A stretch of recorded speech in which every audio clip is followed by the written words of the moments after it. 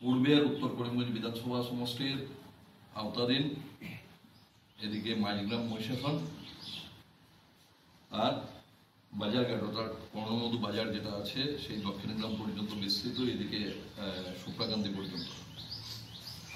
ওই বৃহৎ এলাকায়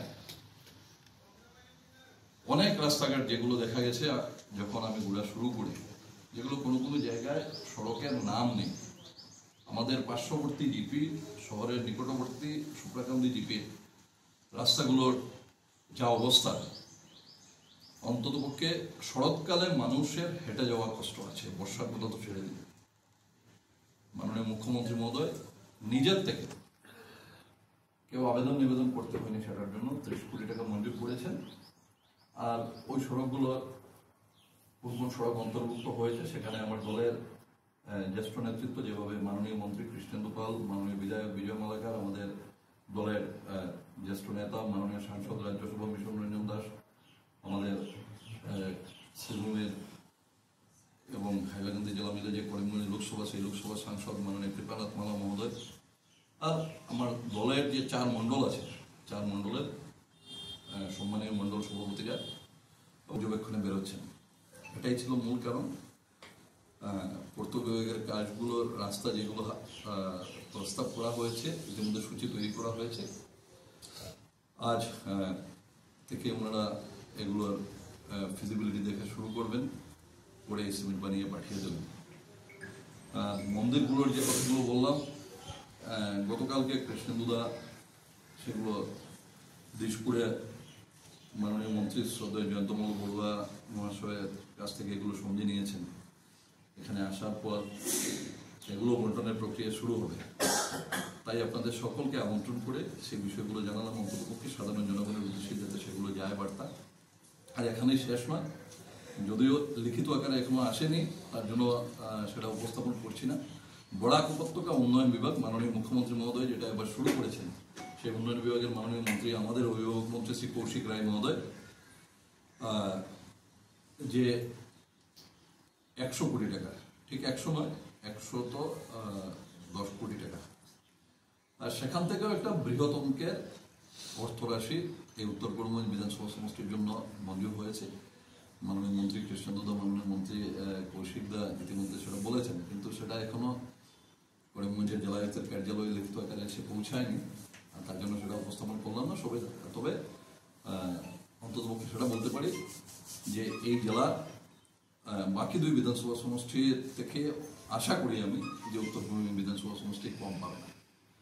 এগুলো আপনাদের উদ্দেশ্যে তুলে ধরলাম। হচ্ছে মাননীয় মুখ্যমন্ত্রী মহোদয় অনেকবার সেটা বলেছেন, আমাদের দলীয় অনুষ্ঠানে এসেও এই জেলায় বলে গেছেন, শ্রীভূমি জেলায় জেলা গ্রন্থাগার প্রেক্ষাগৃহে উনি প্রথম বলে গিয়েছিলেন, পরবর্তীতে গৌহাটিতে দলীয় অনুষ্ঠানেও বলেছেন, ওনার বিজয়নী দলের সবাই উনি বলেছেন যে উত্তর করিমগঞ্জ বিধানসভা সমষ্টি 2026-এ যে কোনোভাবে বিজেপি এখান থেকে জিততে হবে। আর এই লক্ষ্য নিয়ে উনি একের পরে এখানে উন্নয়নমূলক কাজকর্মগুলো উনি নিজের থেকে এগুলো কীভাবে ত্বরান্বিত হয় সেই চেষ্টায় উনি বৃত আছেন। আমি উত্তর করিমগঞ্জ বিধানসভা সমষ্টির সকল স্তরের জনসাধারণের পক্ষ থেকে, ভারতীয় জনতা পার্টির পক্ষ থেকে মাননীয় মুখ্যমন্ত্রী মহোদয়কে কৃতজ্ঞতা ধন্যবাদ জানাই।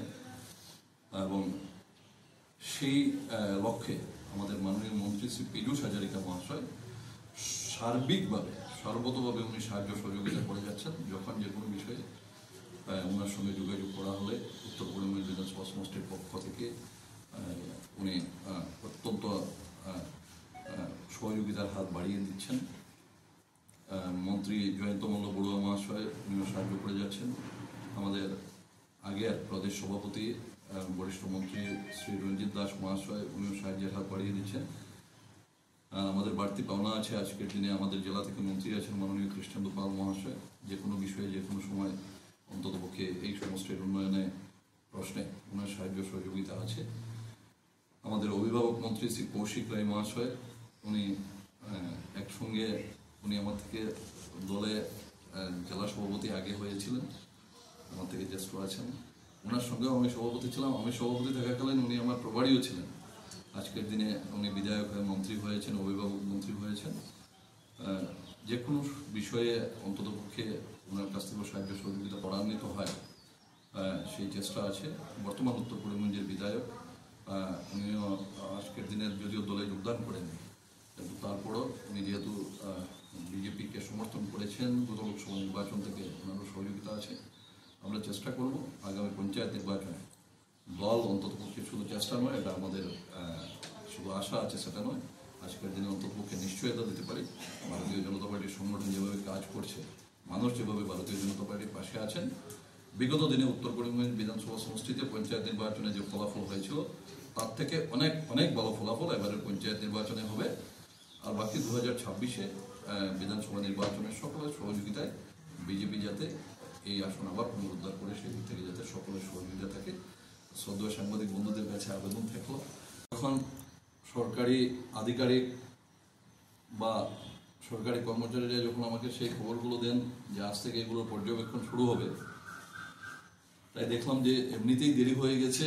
আর আজ যদি সম্মানীয় সাংবাদিক বন্ধুদেরকে আমন্ত্রণ করে বিষয়গুলো তুলে ধরা না হয়, তাহলে পরবর্তীতে এই বিষয়গুলো সাধারণ মানুষের উদ্দেশ্যে পৌঁছাবে না। আর ইতিমধ্যেই আমি দেখেছি সংবাদ মাধ্যমে বা সামাজিক মাধ্যমে কিছু কিছু দু একটি বিষয় উঠে এসেছে, আর দুই একজন বিরোধী দলের বন্ধুরাও বেশ গালগোড়া বক্তব্য তুলে ধরছেন। যদিও সেটা বিষয় ছিল না, কিন্তু মূল বিষয় যেহেতু আজ থেকে কাজকর্মগুলো শুরু হয়ে যাবে, তার প্রথম পদক্ষেপ আজকে থেকেই শুরু হচ্ছে, তাই আজ সকালেই আপনাদেরকে আমন্ত্রণ করে অন্ততপক্ষে সকালে 10 কোটিকা বা 11 কোটিকা সাংবাদিক বৈঠক করা আমি আমার 7-8 বছরের সভাপতি কার্যকালে 2-3টে বোধহয় সাংবাদিক বৈঠক করেছি, তার বেশি এই সময়ে করা হয়নি। তো আজ এই জন্যই আপনাদেরকে আমন্ত্রণ করলাম। মূলত উত্তর করিমগঞ্জ বিধানসভা সমষ্টির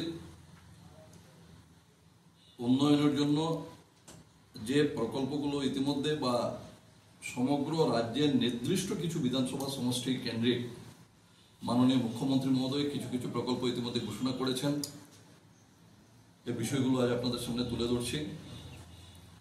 অরুণোদয়ের ব্যাপারে সকলের জানা আছে, মোট 28,000 অরুণোদয় লাভার্থী উত্তর করিমগঞ্জ বিধানসভা সমষ্টি থেকে আগামী মাস থেকে অরুণোদয় প্রকল্পের মাধ্যমে বেনিফিশিয়ারি হিসাবে বা লাভার্থী হিসাবে ওনারা সাহায্য পাবেন। ইতিমধ্যে চয়ন প্রক্রিয়া প্রায় সম্পন্ন হয়ে গেছে।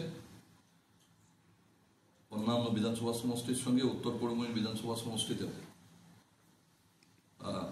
যারা চয়ন সমিতির সদস্য ছিলেন,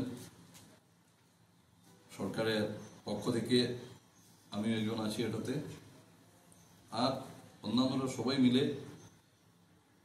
এটার মূল দায়িত্ব আমার উপরেই দেওয়া হয়েছিল। যদিও ডিএলএমসি কমিটি আছে, ডিএলএমসি কমিটির যারা সদস্যরা আছেন, সাংসদ, বিধায়ক এবং সরকার মনোনীত 2 সদস্য হিসাবে আমি এবং শ্রী সুদীপ চক্রবর্তী, সবাই মিলে ইতিমধ্যে সেই চয়ন প্রক্রিয়া প্রায় সম্পন্ন। আগামী মাস থেকে সেই লাভার্থীরা নূতনভাবে অরুণোদয় প্রকল্পের মাধ্যমে সরকারি সাহায্য পাওয়া সেটা শুরু হবে। রেশন কার্ড সেটা ঐতিহাসিকভাবে আসামে তার আগে কখনো এত বহুল সংখ্যক মানুষ রেশন কার্ড পাননি। উত্তর করিমগঞ্জ বিধানসভা সমষ্টিতে একসঙ্গে 1000 মানুষ রেশন কার্ড পেয়েছেন, সেটা কেউ কখনো শুনেননি। আজকের দিনে এই সংখ্যা 30,000 অতিক্রম করেছে। তো এতজন মানুষ রেশন কার্ড পেয়েছেন, যদিও রেশন কার্ডের কিছু কিছু ভুলভ্রান্তি থেকে গেছে, এগুলো জেলা প্রশাসনের পক্ষ থেকে ঠিক করার প্রক্রিয়া চলছে। আপনারা ইতিমধ্যে জানেন সকলে যে অক্টোবর মাস থেকে শুধু চাল নয়, সঙ্গে চিনি এবং ডালের ব্যবস্থা মাননীয় মুখ্যমন্ত্রী মহোদয়ের নির্দেশে আমাদের উপভোক্তা বিষয়ক মন্ত্রী যিনি আছেন শ্রী কৌশিক রায় মহোদয় সেটা শুরু করেছেন। ইতিমধ্যে সেটার আনুষ্ঠানিক ঘোষণা হয়ে গেছে। প্রধানমন্ত্রী আবাস যোজনার কিছুদিন আগে কার্ড বন্টন হয়েছে। আর যেটা শুরুর প্রক্রিয়া সুন্দর হয় না, সেটা শেষ কোনোদিন সুন্দর হতে পারে না, সেটা আমরা বিশ্বাস করি। ওই আনুষ্ঠানিক সেটার অনুমোদনপত্র যেদিন বন্টন হয় সেদিন আমরা দেখেছি যে পাতারকান্দি বিধানসভা সমষ্টি এবং রামকৃষ্ণগড় অর্থাৎ দাদাবাড়ি বিধানসভা সমষ্টির অনুষ্ঠানের যা স্থিতি ছিল, যা পরিবেশ ছিল উত্তর করিমগঞ্জ বিধানসভা সমষ্টির, সেটা সম্পূর্ণ ভিন্ন ছিল। আমরা সেটার কারণ একটি আছে যে আগের যে জিওট্যাগ যেগুলো হয়েছিল সেগুলো একপক্ষীয়ভাবে হয়েছিল। ওই জিওট্যাগগুলো তৎকালীন যারা পঞ্চায়েতের প্রতিনিধিরা ছিলেন তারা তাদের ইচ্ছা খুশি অনুযায়ী দায়িত্বে যারা ছিলেন তাদেরকে দিয়ে করিয়েছিলেন। আর ওরা নিশ্চিত আছেন যে সরকার তো ইতিমধ্যে আমাদেরকে দিয়ে দিয়েছে, ওই অনুষ্ঠানে আমাদের যাওয়ার কি প্রয়োজন আছে, এমনিতেই তো আমাদের অ্যাকাউন্টে টাকা আসবে, এবং সেটা প্রতিফলন হয়েছিল ওই দিনের অনুষ্ঠানে। আর কয়েক হাজার মানুষ এই বিধানসভা সমষ্টির অন্তর্গত যারা প্রধানমন্ত্রী আবাস যোজনার অন্তর্গত সাহায্য পাওয়ার অধিকারী আছেন বা পাওয়ার যোগ্যতা তাদের আছে, কিন্তু তাদেরকে বঞ্চিত করা হয়েছে।